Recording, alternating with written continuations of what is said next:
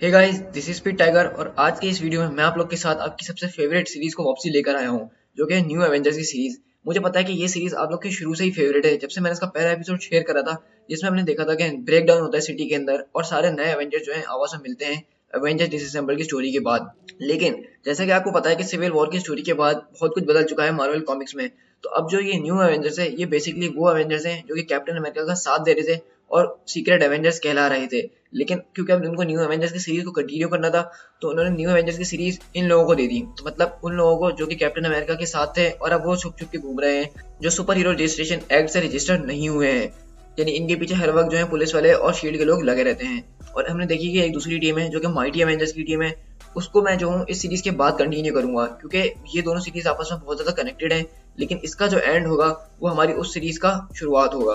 तो इसलिए हमें पहले ये सीरीज देखना लाजमी है, उसके बाद आपको माइटी एवेंजर्स देखने में बहुत ज्यादा मजा आने वाला है। तो अभी जो मैं सीरीज आपके साथ शेयर करने वाला हूँ, इसके 5 इश्यूज हैं, क्योंकि पहले इशू नंबर 26 तक मैं आपके साथ शेयर कर चुका हूँ, जिसमें हमने हॉकाई और स्कारलेट विच को देखा था।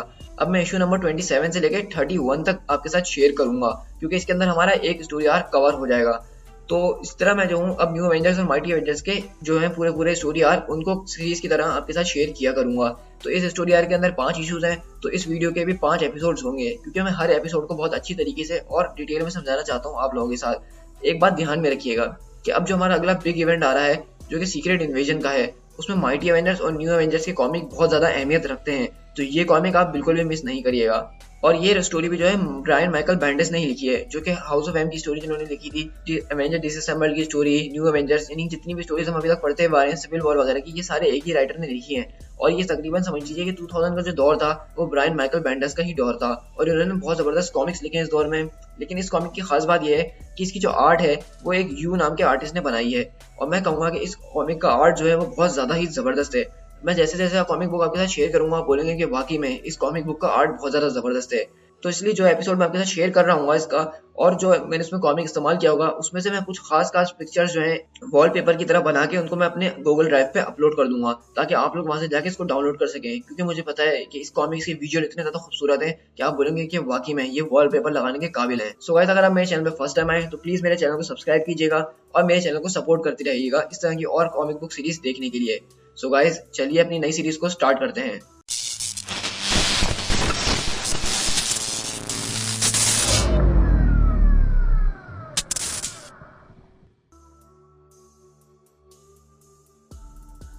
शुरुआत होती है एक लड़की से जिसकी हमें कमर दिखाई जाती है, लेकिन यहाँ पे उसकी कमर देखना अहमियत नहीं है, बल्कि जो मैसेज है हमें वो पढ़ना है।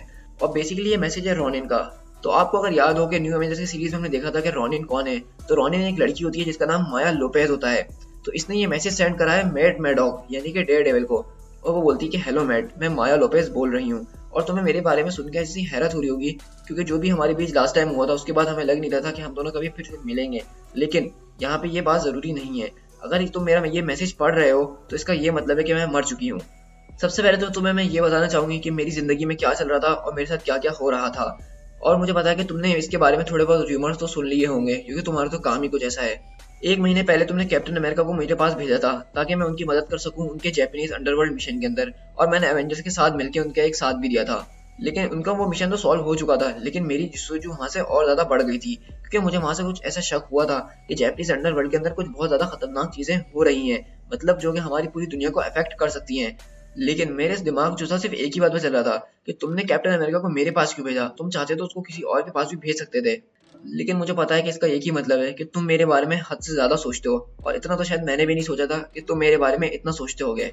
और मुझे पता नहीं है कि तुम मेरे बारे में इतना क्यों सोचते हो, लेकिन मैं ही हूँ एक जो तुम्हें अच्छी तरीके से जानती हूँ। मैं ही हूँ कि तुम्हारी डबल लाइफ को जानती हूँ कि तुम डेयरडेविल और मैट मैडॉक दोनों हो। मैं ही थी जिसने सबसे पहले पता लगाया था कि जो एक ब्लाइंड लॉयर है वो रात के टाइम एक विजिलेंटी बन के रात में डेयरडेविल का रूप लेके घूमता है, और वो मैं ही थी जिसने उस डेयरडेविल के सिंबल का मतलब जाना था। और वो तुम ही थे जिसने मुझे रॉनिन बनने में मजबूर किया। तो एक तुम ही थे जिसने मुझे वो सारी ट्रेनिंग दी थी और मुझे एक वो नया कॉस्ट्यूम दिया था, और उसी दिन जो था रॉनिन पैदा हो चुका था। टोक्यो की जो नाइट लाइफ है वो सिर्फ 2 चीजों से भरी पड़ी है, गैंगस्टर और अल्कोहल से। तो मैंने सोचा क्यों ना मैं तुम्हारी तरह ही एक डबल लाइफ गुजारना शुरू कर दूं।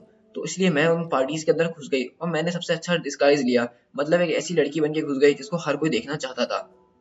लेकिन रात में मैं दोबारा रॉनिन बन जाती थी और वहां के राज पता लगाने की कोशिशों में लग जाती थी।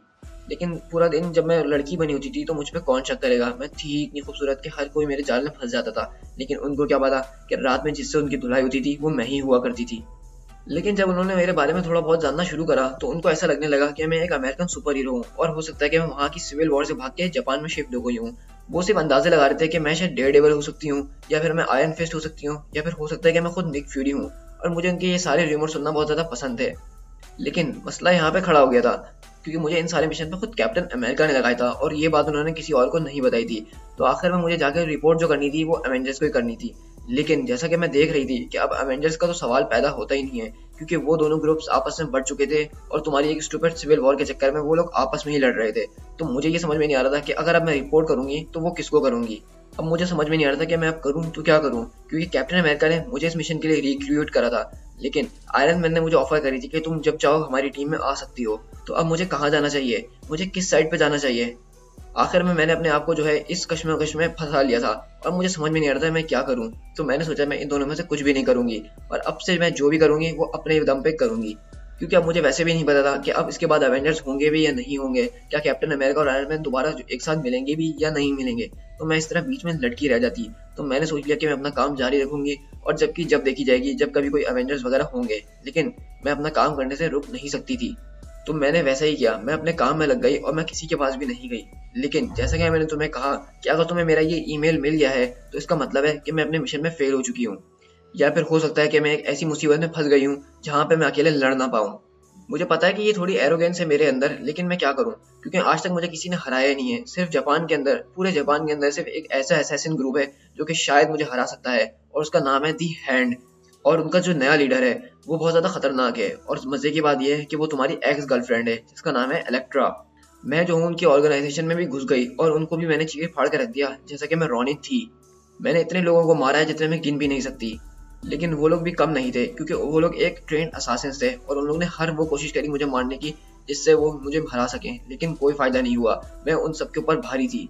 लेकिन इलेक्ट्रा से मैं कभी पहले लड़ी नहीं थी, मुझे उसके बारे में कुछ पता नहीं था। मुझे पता नहीं था कि उसकी कॉम्बैट स्किल्स वगैरह क्या हैं। लेकिन मैंने उस वक्त उससे लड़ते हुए सोचा कि मुझे पूरी उम्मीद है कि वो इलेक्ट्रा नहीं होगी जो कि मेरी मौत का सबब बनेगी। मैं यही चाह रही थी कि मैं अपनी फैमिली को ऑनर करूं, मैं चाहती थी कि मैं तुम लोगों को ऑनर करूं, मैं अवेंजर्स को ऑनर करूं। तो मैंने हर वो कोशिश करी उससे लड़ने की जो कि पॉसिबल थी। मैंने हर तरह से उससे लड़ने की कोशिश करी, लेकिन कहीं ना कहीं इलेक्ट्रा जो थी मुझसे बहुत ज़्यादा स्किल्ड थी और वो हर तरह के मार्शल आर्ट्स में मास्टर थी।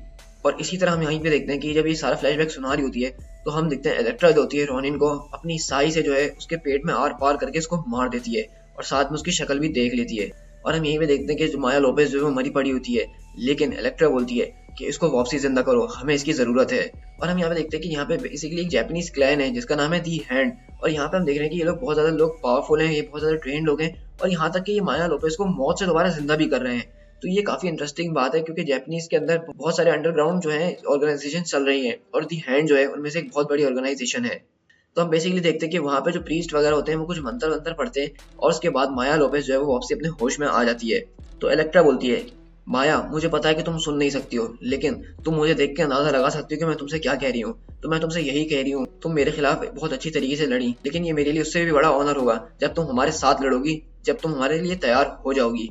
और इस तरह हम देखते हैं कि वहाँ पे जो वो गार्ड्स होते हैं वो उसको पकड़ते हैं और एक बहुत बड़े से कुएं के अंदर धकेल देते हैं, मतलब वो उसको यहाँ पे कैदी बना लेते हैं।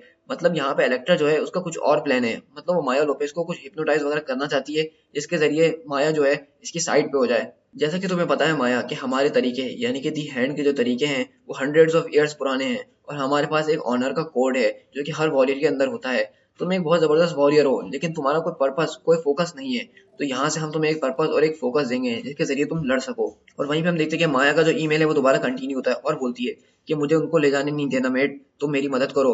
अगर उन्होंने मुझे कैद कर लिया है तो तुम मेरे पास वापसी आओ और मुझे मार दो भले से, लेकिन प्लीज मुझे उनके हाथ में मत जाने देना मेट। उनको जो है अपना मिस्टिसिज्म और माइंड गेम्स मुझ पे चलाने मत देना। हो सकता है कि वो मेरा ब्रेन वॉश कर दें और मैं तुम लोगों के लिए कल को एक बहुत बड़ी मुसीबत बन जाऊं, क्योंकि मैं एक ट्रेंड फाइटर हूँ और स्किल फाइटर हूँ और वो मेरा इस्तेमाल गलत कर सकते हैं। लेकिन मुझे पता है कि वो लोग मेरे दिमाग में कुछ ड्रग्स वगैरह डाल रहे हैं, लेकिन मैं कुछ नहीं कर सकती हूँ, मैं बेबस हूँ। तो इसलिए तुम लोग मुझे प्लीज आके यहाँ से बचा लो या फिर मुझे खत्म कर दो। और मुझे पता है कि मैं जितनी कोशिश यहाँ से निकलने की करूंगी मैं उतनी ज्यादा मुसीबत में फंसते रहूंगी। मुझे ये लोग क्रश करके रख देंगे, मुझे क्रश ना होने दो प्लीज मेट, मेरी मदद करो, मैं तुमसे भीख मांगती हूँ। अगर तुम मेरी मदद नहीं कर सकते हो तो प्लीज किसी ऐसे को भेजो जो मेरी मदद कर सके, किसी ऐसे को भेजो जो यहाँ पे आए और इनकी दीवार को गिराए और यहाँ से लड़ते हुए मुझे यहाँ से निकाल कर ले जाए। रॉनिन का मेंटल डिसअपियर मत होने दो, रॉनिन की जरूरत है इस दुनिया को, मुझे इन लोगों के हाथ में ना जाने दो, ये लोग मुझे ना जाने पता नहीं क्या से क्या बना देंगे। और हाँ, अगर इन लोगों ने मुझे मार दिया तो प्लीज मेरी मौत का बदला जरूर लेना मैट। और इस तरह हम देखते हैं वहाँ पे इलेक्ट्रा जो है अपने प्रीस्ट वगैरह से बात कर रही होती है और बोलती है कि अगर तुम्हारे प्रीस्ट ने 3 दिन का कहा है तो 3 दिन ठीक है, हम इसको 3 दिन बाद यहाँ से निकालेंगे। लेकिन अगले पल हम देखते हैं कि वहाँ पे जो है एक बहुत बड़ी सी दीवार टूटती है और सारे लोग वहाँ पे उड़ के जाते हैं और हम तभी देखते हैं कि न्यू एवेंजर्स की यानी सीक्रेट एवेंजर्स वाली जो टीम है वो यहाँ पे अपनी एंट्री मारती है। और हम यहाँ पे देखते हैं मजे की बात यह है कि यहाँ पे Doctor Strange, Spiderman, Spider Woman, Wolverine, Luke Cage और साथ में रॉनिन भी मौजूद है। तो अब आप सोचेंगे कि यहाँ पे रॉनिन कैसे मौजूद हो सकता है, क्योंकि माया लोपेज तो इनकी कैद में है। तो अब आप ये स्टोरी आगे देखते जाइए, आपको समझ में आ जाएगा, क्योंकि बेसिकली इस एक स्टोरी के अंदर इन्होंने 3-4 स्टोरीज को घुमा फिरा के सुनाया है। तो आप बस सारी स्टोरीज पे गौर और ध्यान रखिएगा। और इस तरह हम देखते हैं कि यहाँ पे जो न्यू एवेंजर्स की टीम है वो यहाँ पे पहुंच जाते हैं और वो जितने भी निंजास वगैरह होते हैं उनसे लड़ने की पूरी भरपूर कोशिश कर रहे होते हैं, क्योंकि हमें पता है कि यहाँ पे वुल्वरीन है, स्पाइडरमैन है और यानी अब तक की सबसे बेस्ट टीम जो है ना वो मुझे ये लगती है, क्योंकि इसमें डॉक्टर स्ट्रेंज भी मौजूद है जो कि उनको अपने मैजिक के जरिए हरा रहे हैं। और वहीं पर देखते हैं इलेक्ट्रा जो है लूक केज के पास आती है और उसके सीने में अपनी साई घुसा रही होती है, लेकिन लूक केज बोलता है कि ये अनब्रेकेबल स्किन है इडियट, अनब्रेकेबल स्किन। तो इलेक्ट्रा बोलती है वो तो हम देख लेंगे। तो लूक केज बोलता है कि तुम ही हो ना वो इलेक्ट्रा जिसके मैंने इतने चर्चे सुने। तो बोलती है कि हाँ, और तुम ही हो ना वो लूक केज जिसके मैंने इतने चर्चे सुने। तो लूक केज बोलता है कि मुझे मेट मैडॉक का एक मैसेज मिला था और मेट मैडॉक ने मुझे बोला था कि जब मैं तुम्हें देखूं तो मैं तुम्हें ये दे दूं। और अगले ही हम पल देखते हैं कि लूक केज जो है इलेक्ट्रा को बहुत जोर से लात मारता है और इलेक्ट्रा जो है बहुत ज्यादा पागल हो जाती है और अपने सारे लोगों को बोलती है कि इनको फौरन से फौरन मार डालो, यहाँ से बच के निकल ना पाए। और इसी तरह हम देखते हैं कि स्पाइडरमैन जो होता है उस कुएं के अंदर कूदता है जहाँ पे माया लोपेज को रखा हुआ होता है और वहाँ पे हम देखते हैं स्पाइडरमैन पहुंचता है और बोलता है कि मैं यहाँ पे तुम्हें बचाने के लिए आया हूँ, चलो मेरे साथ। यहाँ अब तक के सबसे ज्यादा कूल एवेंजर्स तुम्हें यहाँ पे बचाने के लिए आए हैं। क्या तुम मेरी लिप्स पढ़ सकती हो ना, क्योंकि मैड मैडॉक ने कहा था कि वो तुम्हें सुन नहीं सकती लेकिन देख के सब समझ जाएगी। तो मैं यहाँ पे तुम्हें मैड मैडॉक के कहने पे बचाने आया हूँ, तो चलो हमें यहाँ से फौरन निकलना होगा। तो वो बोलती है माया लोपेज, लेकिन ये कैसे हो सकता है क्योंकि एवेंजर्स जो थे आपस में बढ़ चुके थे, तो तुम यहाँ पे कैसे आ गए। तो स्पाइडरमैन बोलता है कि मुझे पता है। तो माया बोलती है कि नहीं, ये भी एक ट्रिक है ना, ये भी तुम लोगों की एक ट्रिक है ना, मुझे दिमाग खराब करने के लिए मेरा। तो स्पाइडरमैन बोलता है कि नहीं नहीं, ये कोई ट्रिक नहीं है, हम लोग जो है न्यू एवेंजर्स हैं, अब चलो मेरे साथ, हमारे पास ज्यादा टाइम नहीं है और मुझे नहीं पता कि उन लोगों ने तुम्हारे साथ क्या कर दिया है, तो प्लीज हमारे साथ चलो और मुझ पर भरोसा रखो। और तो इस वक्त जो है ना तुम्हें एक चिकन नगेट्स की बहुत ज्यादा जरूरत है, क्योंकि तुम्हारा दिमाग बिल्कुल भी काम नहीं कर रहा है। तो जैसे ही हम अमेरिका पहुंचेंगे सबसे पहले मैं तुम्हें वही खिलाने वाला हूँ। और स्पाइडरमैन वहां देखता है कुएं से ऊपर आता है और बोलता है कि वो मुझे मिल चुकी है। तो लूक केज बोलता है कि बस अब हमें यहाँ से चलने की तैयारी करनी चाहिए। तो वुल्वरीन बोलता है कि डॉक्टर क्या आप तैयार हैं। तो डॉक्टर स्ट्रेंज अपना स्पेल पढ़ते हैं और बोलते हैं कि सारे एवेंजर्स मेरे करीब आ जाओ, हमें यहाँ से निकलना होगा। और हम बेसिकली देखते हैं कि वो सारे एवेंजर्स जो है वहाँ से टेलीपोर्ट होकर निकल रहे होते हैं। और हम वहाँ पे देखते हैं कि माया जो है जब रॉनिन को देखती है तो पूछती है मेट क्या ये तुम हो। तो वो रॉनिन बोलता है कि नहीं ये मेट नहीं है। तो माया पूछती है फिर आखिरकार तुम हो कौन रॉनिन के ड्रेस में। लेकिन हम वहीं पे देखते हैं कि डॉक्टर स्ट्रेंज अपना स्पेल कास्ट कर लेते हैं और वो लोग वहां से सब टेलीपोर्ट होकर निकल जाते हैं। और वहीं पर अगले पल हम देखते हैं कि जो इलेक्ट्रा है जिसको स्पाइडरमैन ने अपने जाल के अंदर घेर लिया था, वो अपना जाल काटती है और बोलती है कि तुम लोगों को पता है क्या करना है, वो लोग जापान छोड़ के यहाँ से निकलने नहीं चाहिए। To be continued.